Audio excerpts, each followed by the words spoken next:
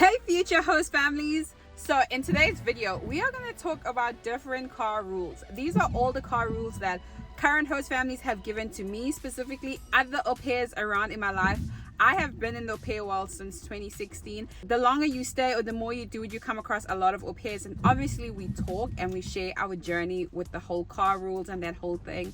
And so in this video I am gonna tell you guys the different car rules that are out there in hopes to help you come up with your own car rules for your car.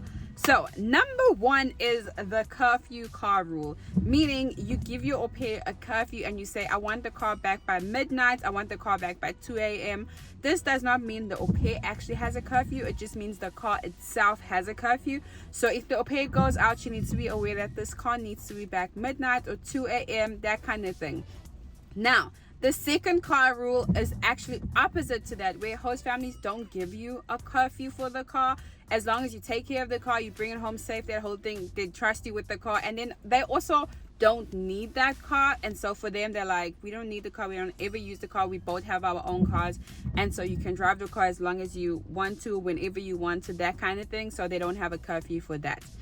The third car rule is the gas one. So what host families do is they say, we're gonna cover your working gas. So when you are working with the kids, we're gonna pay for the gas for that, traveling and taking the kids around and that whole thing, but you are gonna cover your own gas, meaning like we're not gonna cover it when you like take the car to go see your friends or go on trips or whatever. You have to cover your own gas. We just gonna cover the gas that you use for the kids. Now, the fourth one is obviously, you guys probably guessed it, is the opposite, where host families have said, listen, we don't mind covering gas for your personal needs, and we don't mind, oh, my things are on. It's like raining outside. I didn't even realize. So you guys probably heard the sound. But host families have said, listen, we can afford to cover your personal gas. Now, I'm not saying like if they get crazy with the gas, like, you know, if you can as a host family and you can afford to cover the gas for them, I would highly say cover the gas for them. But if you feel like the au pair is taking advantage now and she's like driving 15,000 miles a day or a week or whatever, then that's a different story.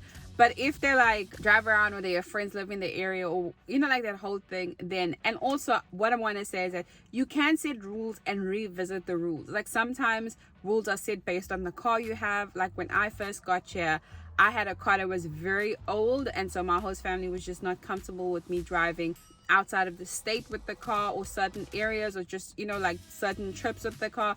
They just felt like it was too far, and if it broke down, things could happen. Versus like the current car I have now is a model car. There's like so many things that safeguard me, and also they've let me take, you know, the car further, those kind of things. Number 5 is the rule where they say nobody else is allowed to drive the car. So the only person that's allowed to drive the car is the au pair itself, because she's on their insurance. I've had families, I think with my third host family, there was an au pair friend of mine. Her host family actually allowed me to drive the car, but only for a one time, because we were going on a road trip and the road trip was gonna be long, that whole thing. And so they were like, Angel can drive the car. We trust her. I think they had to take a picture of my driver's license for insurance or something like that. But if host families agree and are comfortable with other au pairs driving the car, or other people driving the car, then let that be done, or let you as a host family decide that. But au pairs are not really allowed to decide who can drive the car or not. Nobody's allowed to drive my car right now, which makes sense, and I've never let any of my friends drive them. So there's that one. I think I'm on number 6. No smoking in the car. If you are a non-smoker, this makes absolute sense. Nobody wants to have smoke smelling in their car. But if you are a smoker, this could be a problem. But host families have said, and this is like, I feel like I would say 90% of host families have this rule where they say no smoking in the car, because they just don't want the car to smell of smoke, and they don't want the kids to come in while this car stinks of smoke, and which it is their car, so they can make that rule. But no smoking in the car. And lastly, now, as I said to you in the beginning, these are just different rules that are just in the au pair world that are floating around. So as I said, choose from this, add this. You may want to add, like I've seen some families say they put mileage like limits on the car. I don't know how that would work, because I feel like that is just super tedious. Like how are you going to control, like, oh, I've driven like, let's say 100 miles this week, for example, just hypothetically, now I can't stop driving, or like I don't know how you control that. But for some families, they say, you know, like we'll pay gas for like 100 miles. After that, she has to pay her own gas. So there's stuff like that. But the last one I would say is if an au pair gets a ticket on the car, whether it's a speeding ticket or a citation or anything of that sort, most host families say the au pair has to pay it.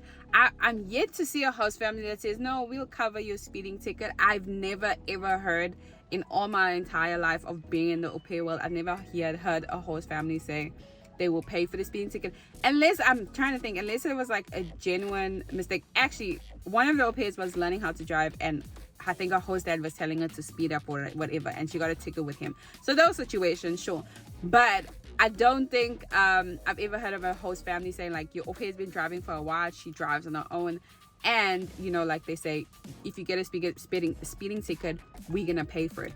So this is the last one. Speeding tickets, au pairs pay for their own speeding tickets.